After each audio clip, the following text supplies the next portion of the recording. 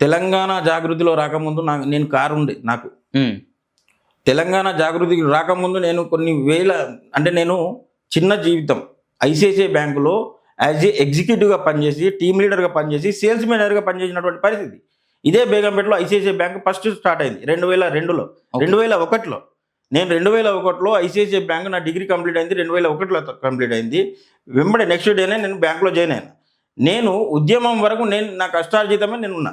దానికంటే ముందే నేను కారు కొనుక్కున్నా. నాకుంది కారు. జాగృతిలోకి వచ్చిన తర్వాత అన్నీ అమ్ముకున్న వాళ్ళున్నారు. హ్మ్. అన్నీ అమ్ముకున్న వాళ్ళున్నారు. అంటే మనం ఉద్యమానికి ఆకర్షితులమై నేను సొంత స్వచ్ఛంద సేవా సంస్థ పెట్టిన నేను కూడా. ఇందిరా పార్క్ దగ్గర ఆఫీస్ ఉండే.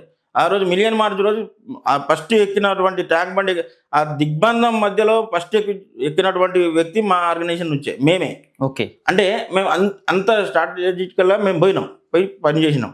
ఆ పనులు చూసి తర్వాత మీకు ఉన్నటువంటి ఆర్థిక స్తోమత బాగలేక ఆ రోజు ఉద్యమం నడుస్తున్నప్పుడు పనులు కూడా బంద్ అయ్యి మాకు ఉన్నది అమ్ముకొని కిరాయిలు కట్టుకుంటా ఉద్యమం చేసినటువంటి పరిస్థితి. అదే అంత అవసరం దేనికంటున్నాము? తెలంగాణకు గురించి ఇప్పుడు మేమందరం పనిచేసినంత కూడా తెలంగాణ ఉద్యమంలో మమేకమై పనిచేయాలనే ఒక మంచి ఉద్దేశంతోని మేము చేసినాం. హ్మ్. దాన్ని వీళ్ళు మీరు మాతోని కలిసి పనిచేయండి మా జాగృతి సంస్థ అని చెప్పేసి నా లెక్క కొంతమందిని ఎంతోమందిని ఇట్లాంటి మాటలు చెప్పి అందులో మెర్జ్ చేసి మాతోని పనులు చేయించుకున్నారు. సరే అయినప్పటికీ అందరి లక్ష్యం ఒకటే అని చెప్పేసి మనం జాగృతి ద్వారా కేసీఆర్ ఉద్యమ నాయకుడు అని చెప్పేసి ఆ రోజు మేము కవిత దగ్గర పనిచేయడం జరిగింది. హ్మ్. అప్పుడులో ప్రాబ్లం లేదు. ఇప్పుడు ఈ కటాఫ్ ఎందుకు అవుతుంది?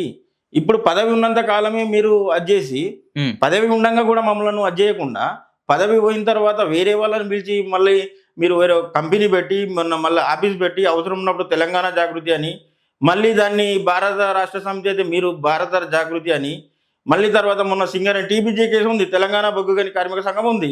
మరి దాని నుంచే మీరు పెట్టుకోవాలి కానీ మళ్ళీ అందులో నుంచి కొంతమందిని చీల్చి తెలంగాణ కార్మిక విభాగము అని బొగ్గు గని కార్మిక విభాగం చెప్పి పెట్టండి.